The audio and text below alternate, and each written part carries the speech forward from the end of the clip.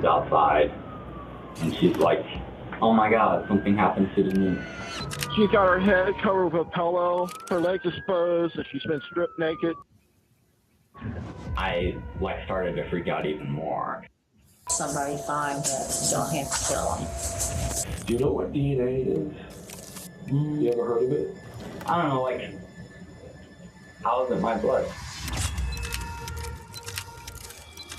On February the 2nd, 2025, a Fairfax woman was found dead in her home. Her name was Denise Tenpenny. 411, I've got a non-breather, 3919 Germania Avenue, a female, 62.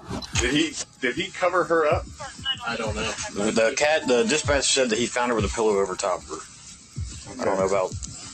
Like peroxide and cleaning chemicals? That's different. A lot of cleaning chemicals.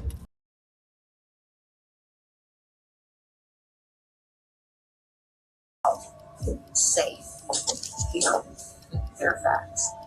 So I never worried about this area at all. But this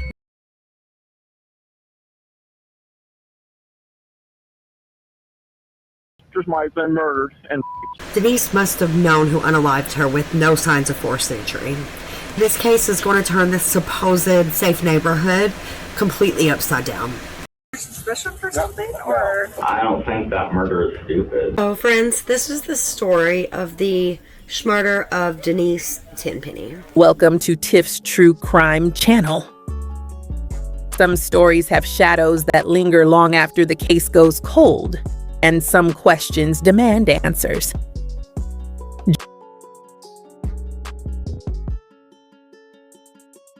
Join me as we deep dive into the cases everyone's talking about and uncover the details hidden between the lines.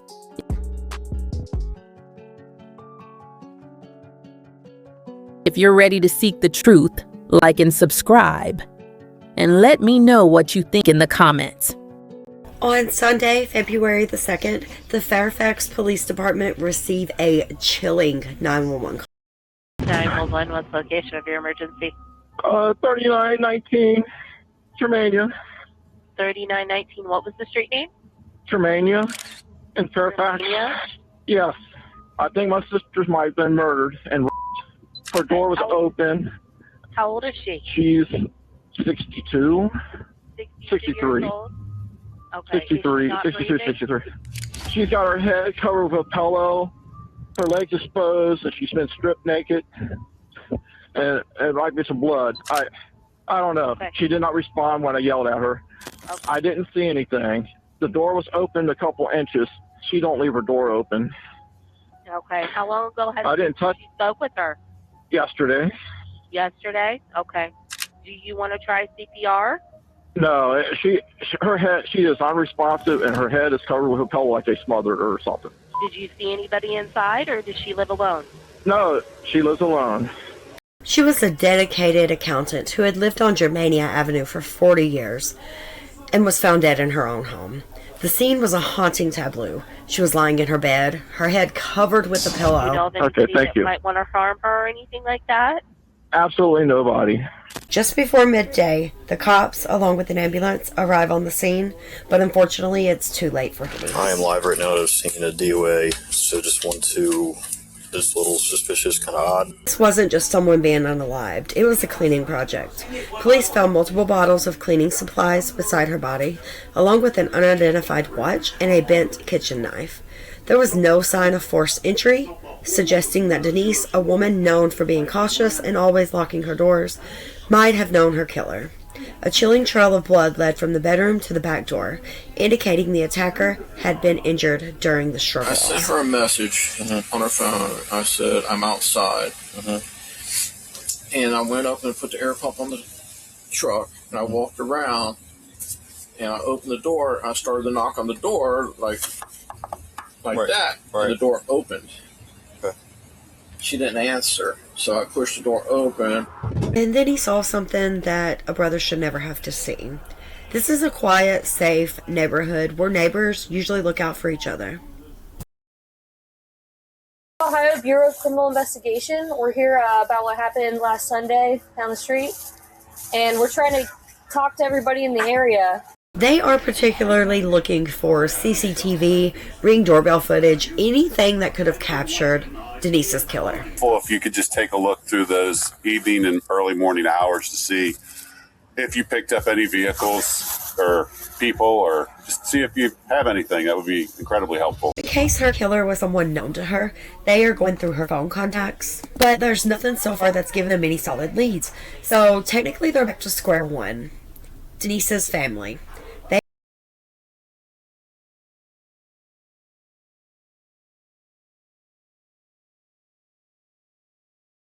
It's routine in any type of case like this. So we go through, we eliminate family members, and how we do that, we do swabs. You guys can go through that. Okay, I appreciate that. The last time they had talked to her was over Facebook Messenger the very day before her death. About Walmart Plus because I was using it when I lived down in Texas. Walmart Plus? Yeah. Is that like a discount card? It's their delivery. Didn't seem to notice anything out of the ordinary at all. Messaged her at 7:06. No response. No response, and then I messaged again at 8:45. And when was the last time you messaged her the night before? 8:28. And she responded. She sent me that message. Yeah. That was our last message. Yep. So what do you guys think happened? I don't know. I was going down my every little day. I got a nice call. Did you show up here? You showed up here. Yeah, I tried. Donna, what's your thoughts on this? I don't know. I just can't comprehend it. I can't imagine her opening her door up to anybody. This is very routine. Like even when she knew I was coming, I'd have to sometimes lay on the horn and pound or whatever to get her to answer the door. According to Donna, her sister would not give up without a fight, for sure. If she believed something was right, she would argue with you about it. Where I would just say, oh well, whatever. She would argue about it at work. She would tell me how she would go into her manager's office and say, hey, this isn't right, blah, blah, blah. Mm-hmm. I was like, how in the world do you keep the job? But she's been there for Yeah. But she would fight for what she thought was right. She always had a smart mouth on her. Who are the only people should let in the house without question? Me? I mean, even then it was hard to get it open the door. Denise wasn't the type to let anyone inside of her house. She was really careful on who she let in. Lock the door. Even if she knew you were coming, her door would be locked. You only have the screen door locked as well, or whatever that's called. The detectives show the family a photo of the watch found on Denise's bed. That watch look familiar.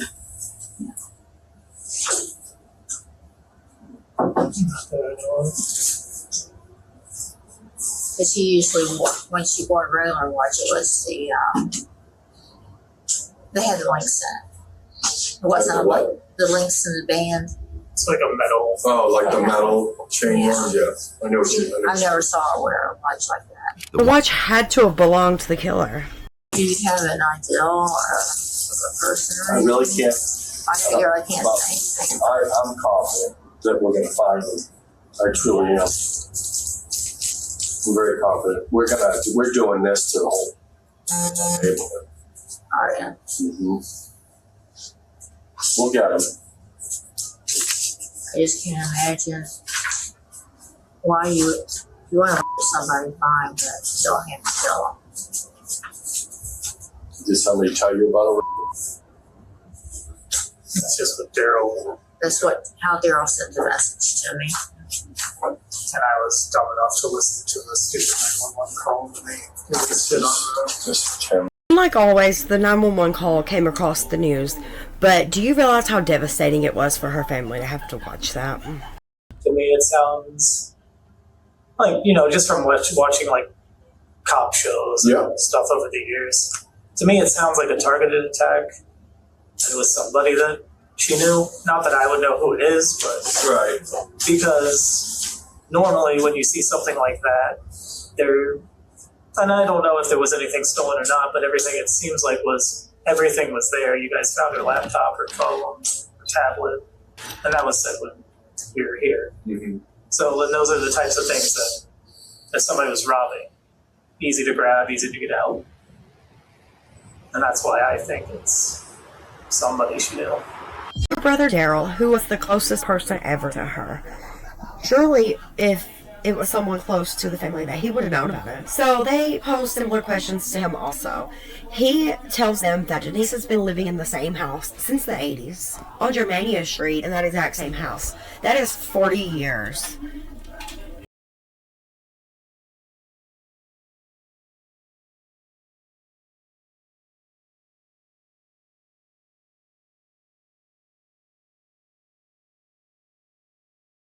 Mark want to know if I want to go to lunch, and I usually say yes. And I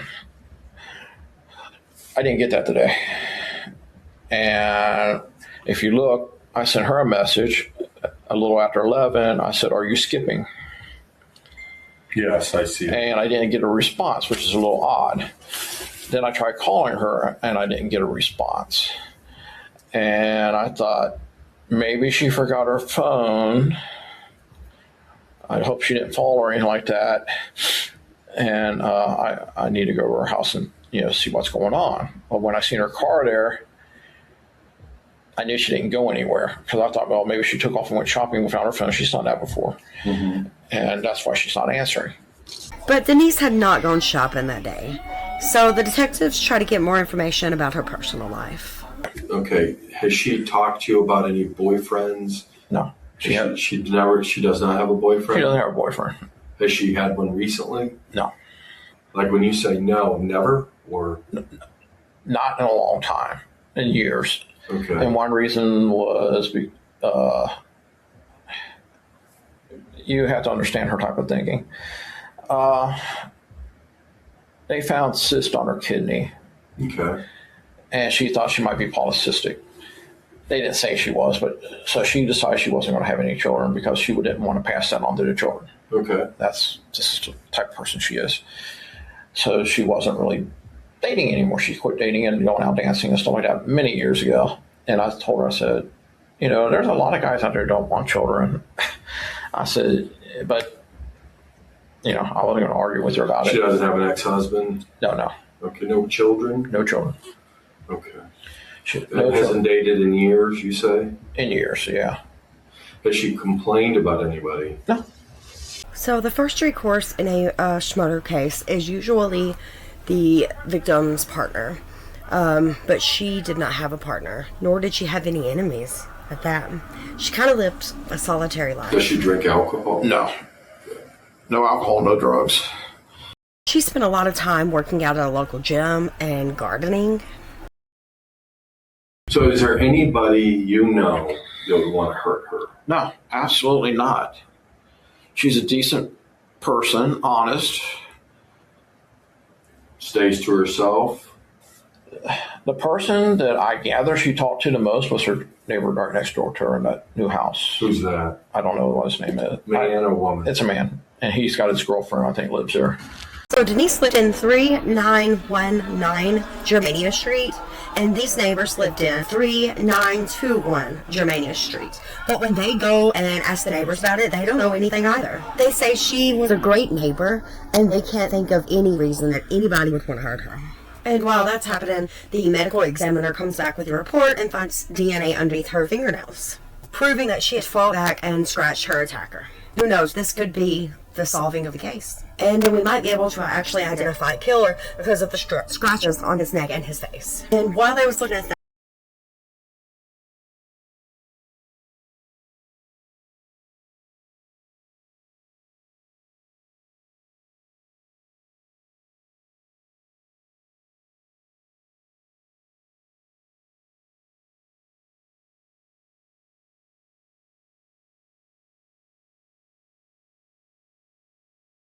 believe that it happened this close. Bosher just hopes it's an isolated incident. So my son went to spend the afternoon with his dad because he had fallen earlier that day. And anyway, just kind of recover and have some time away from the house and stuff, and from his brother. And then I noticed kind of the stuff happening around us, and so I was like, let's get him out of here. And so at this point in time, what the detectives cannot share is that they have found a lead. They've been canvassing the neighborhood. They have been taking DNA swabs from everyone that they've been speaking to. And guess what? They found a match guy. And then on February the 12th, the cops show up at 3920 Germania Street, the home that is straight across from Denise's house. We have a couple things to talk about. Okay. Hi guys. We just sat down to eat. What'd you guys get? So, Are all three of you here? are all three of you here? Yeah. What? You got fair? I need to be nervous? It's making me feel nervous. Let's relax. You're okay. You're good. Yeah. You want to take a seat Yeah. somewhere?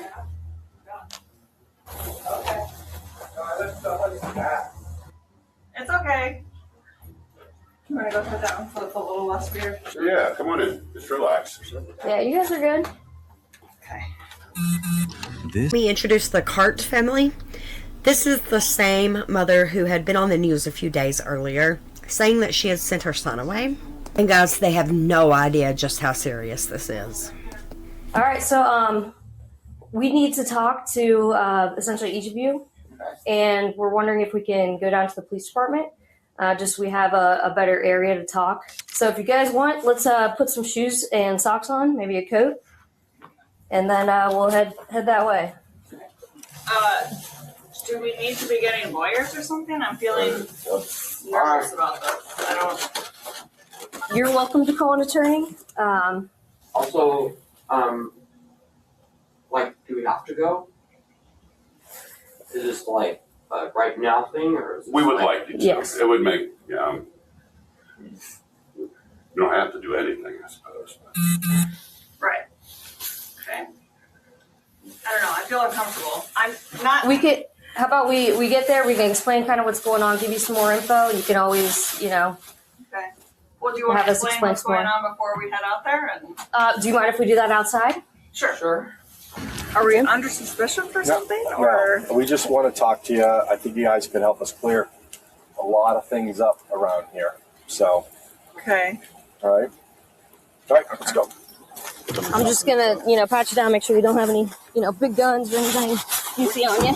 We got all kinds of goofy rules. You're gonna come down your waist up here. Can I have my phone? Yeah, we'll give everything to you as soon as we can when we get back. Okay. Well, the cops take all three family members down to the station to be interviewed separately. But of course, there is one person, one interview that they're particularly needing to talk with. And that would be 13-year-old Levi Cart. As seen here, the cops even let him bring his... No, yeah, I need some napkins. Okay, grab some for you here in a second. So you go by Lewis. What's your full real name? Levi Jackson Cart. Levi Jackson Cart. Levi, but you go by Lewis. Mm-hmm. So you want me to call you Lewis? Mm-hmm. Whatever you want. Okay, that's cool. Hey, Lewis, I got to read you a form because we're at a police station, okay? And I have to ask you some important questions. Okay. All right? So will you follow along with me? Just kind of give the food a break for a sec. Okay. I know you're hungry. I'm sorry. I'm very hungry. I know, but this won't take long. Well, I guess it states that I can quit having a conversation with you. I'm not sure what this is like necessarily about. No, I will explain that. Okay. Yeah, you said that, and you said that we could help you guys like understand what's going on, or like something like that. So I'm not sure. Do you know what we're investigating? I mean, I know something happened down the street. Across the street? Or across the street. Right. In front of me. Right. A woman was murdered, right? So we're trying to find out what happened. To California? Yeah, so the plan is to move to California. I think it's Long Beach. Long Beach, cool. Is your mom and dad divorced? Yes. Okay. So tell me what you did on Friday. Not this past Friday, but the last Friday. Yeah, last Friday. So last Friday, we went to my dad's birthday. Mm-hmm. That was good. And we just hung out for a while at a restaurant. With your dad? You and Hunter? And my mom. Okay. Was it in Kentucky or up here? Probably in Ohio. Okay, go ahead. And well, I guess most of the day before that day, before the dinner, I guess, was just like pretty normal. And then you woke up Saturday, and what'd you do? I don't know, I went and did some homework, just because I didn't do any on Friday because I had spent most of the day at a birthday dinner. And then after all of that, he said that him and his dad drove around a little bit and that they came back and watched a movie. But he's talking about the day before Denise was found. We ate, and then Mom got home, and he left after a minute of talking. Mm-hmm. And they don't get along, or what? No, they get along. Okay, that's cool. That's why we have a lot of like communication between me and him and my brother. So after that, he left, and then me and my mom and my brother just kind of hung out for a minute. I don't know. Is this in the evening now? Yes, right. In the evening. Right. And then I think, I don't know, like, kind of the day after that, it's kind of like jingled in my head because it was a lot of waking up really early. Mm-hmm. But I don't know, I think at like 2:30 maybe. In the morning? Yeah, 2:30 in the morning or 2, I'm not sure, in that time area. My cat had randomly woken me up with all the lights off, like sitting on my neck. He started scratching my face, and first he started scratching like my arms, because I was like trying to like get him off of me because I didn't know what was going on. Mm-hmm. So he like scratched my face. Couldn't really see it. You can't see it anymore, but yeah, he like scratched my face. You can see this here. These scratches could have been made by a cat's claws or a terrified woman. And then I don't know, like 3 hours maybe, or a long time, trying to like fix myself up. Again, to give more context, fixing myself up, the reason why I didn't like help or ask my mom or my brother or wake them up is because we were literally just about to do photos that day. Like family photos? For the house. Oh, for the house. Yeah. Levi literally said he didn't want to annoy his family by waking them up to clean the scratches for him. And then I decided to take a shower because I was like, it's probably the best thing I'm going to do. So I took a shower. Where did you bleed most? Most of the blood went to my shirt that was on my bed because it was like a lot of it was on my face. I usually put a shirt under my pillow. Right. And so I was just like, I don't know what to do. I know I can't, go to sleep in this state. And so I started crying, honestly, kind of loud. Like what time would you say we are at now? Like 5:30 maybe. Okay. It was a long time. Right. So, yeah, so I started crying really loudly. And then I guess luckily for me, as soon as I started crying very loud, she went downstairs and she was like, "Are you okay?" And I was like, "No, not really." Levi crying so loudly woke his mom, and she drove him to the hospital to get some stitches just before noon. They finally made it back home. And then we get in, and like 15 minutes later,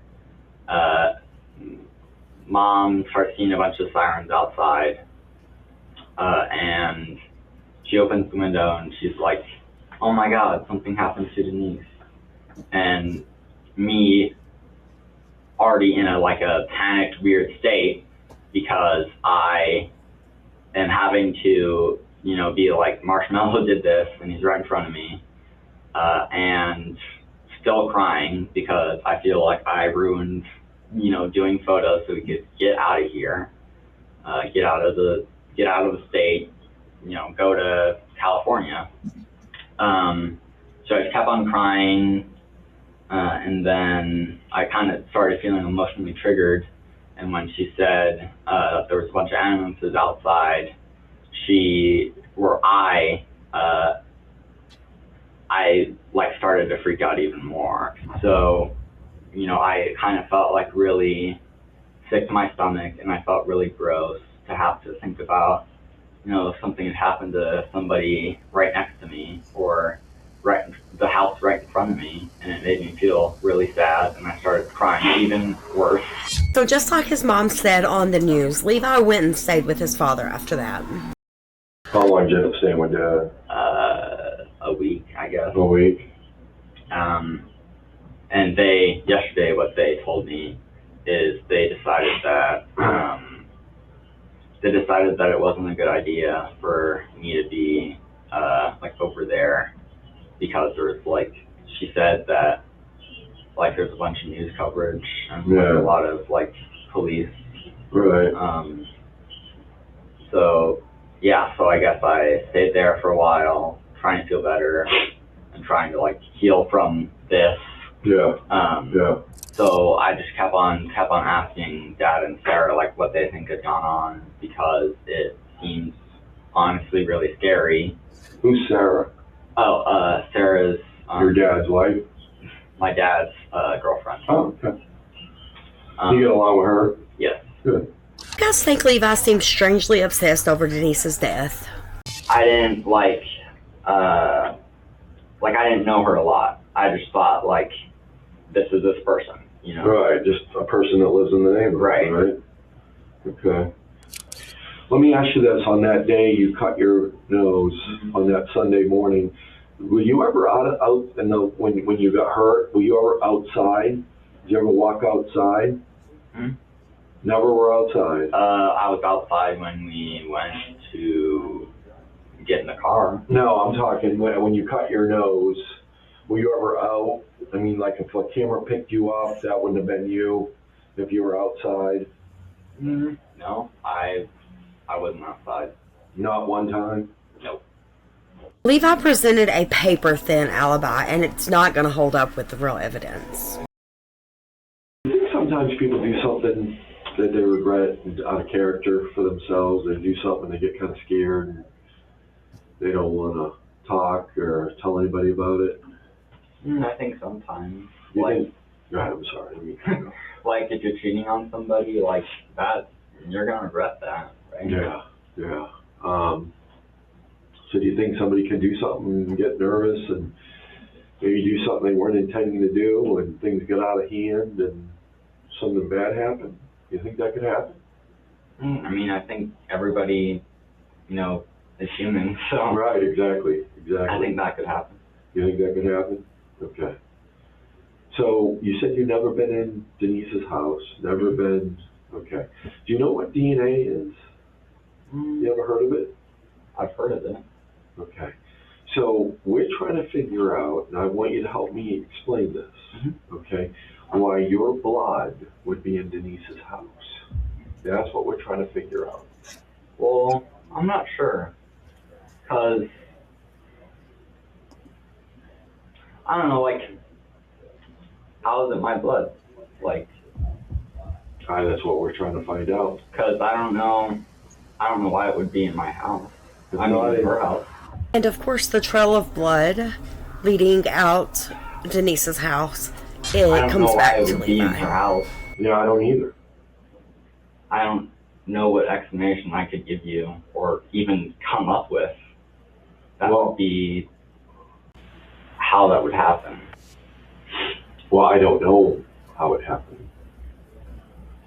There's only one person here that knows, and that's you. How do you know that?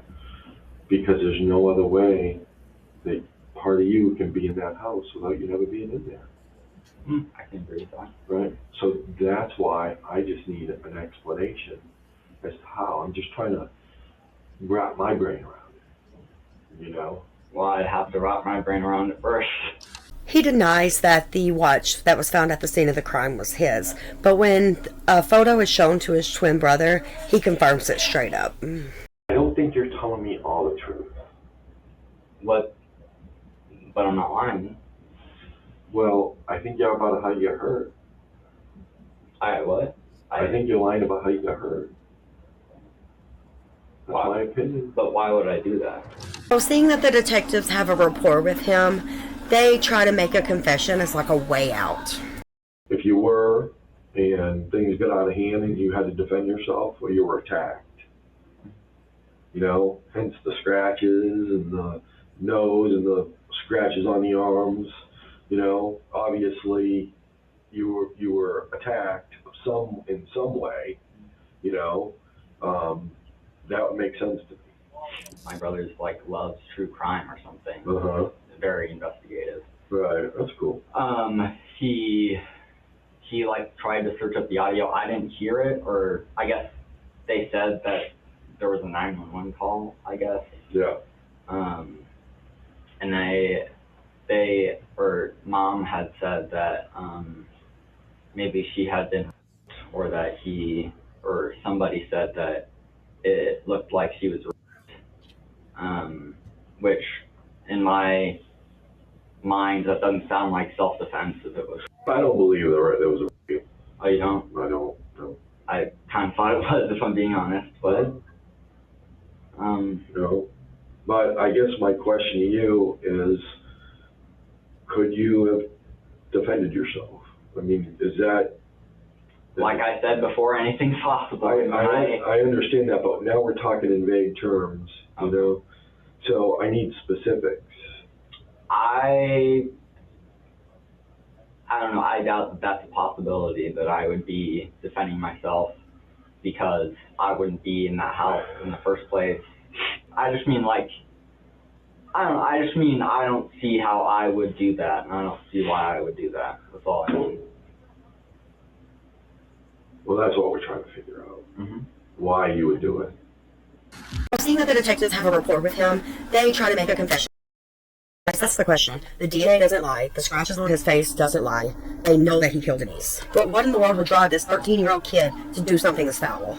So without a confession, they get his interview over with. But guys, what they find among his property when they carry out a search warrant is almost just as telling. Oh guys, in October of 2024, he was having a TikTok conversation.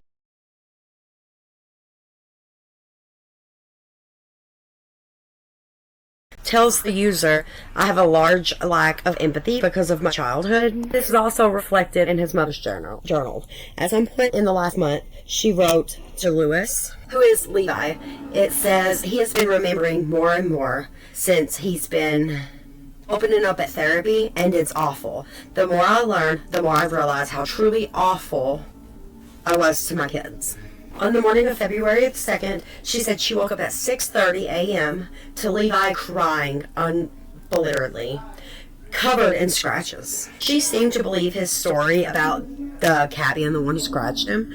Her journal tells it all about a harrowing mother who's just trying to do her best for her troubled teenage kid. He told one of his friends on TikTok that he had started researching personality disorders after he found out a common symptom was hurting animals, which he says he has done consistently. A few weeks later, he admits that he has killed animals on his lawn before with a knife. On January the 24th, just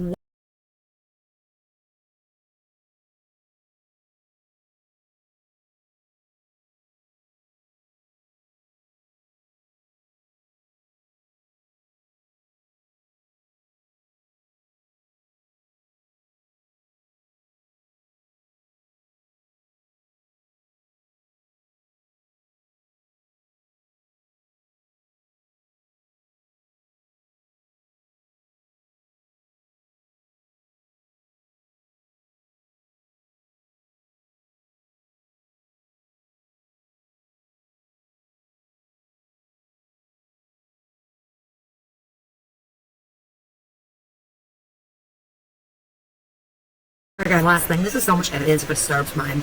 He wrote in his journal, I'm killing, and the word killer, as we all know, that is what he wanted to be. So in those early hours of that fateful hours of those Sunday morning, Levi crept into Denise's home with only one thing in mind. Maybe we can say that she recognized him as a neighbor. She would never expect something like this to happen, and so maybe she let him in on her own. Sure, she never thought that there would be this much danger from a 13-year-old kid. But then, out of nowhere, he attacked her. Hitting her, causing blunt force trauma, before R-wording her and suffocating her. He did try to clean the scene up using like regular household items and chemicals, but lovingly so, he left his DNA behind. And then guess what?